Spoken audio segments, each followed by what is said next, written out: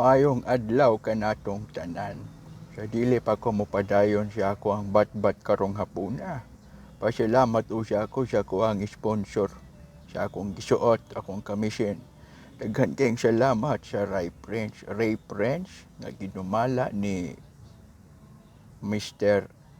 Alden Ates o siyang pinalanggang kapikas nga si Mr. Ray Ates. Daghan kayong salamat sa inyong nindot kay nga kamisyon.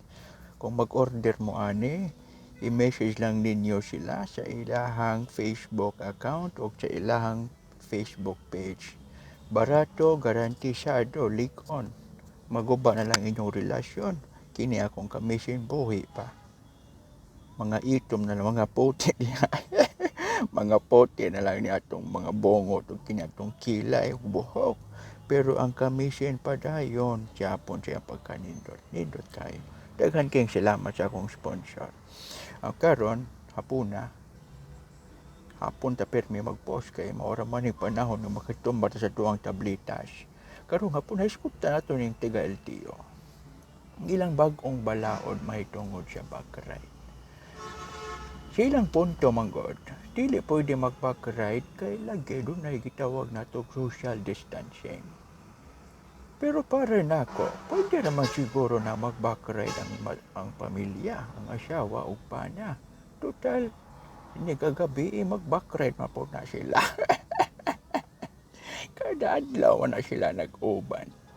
Siguro, para masiguro nga sila, asawa o pana, magdala lang siguro sila o kining gitawag nilang pagpamatuod sa ilahang pagkaasawa og bana kining birth certificate, marriage certificate diay.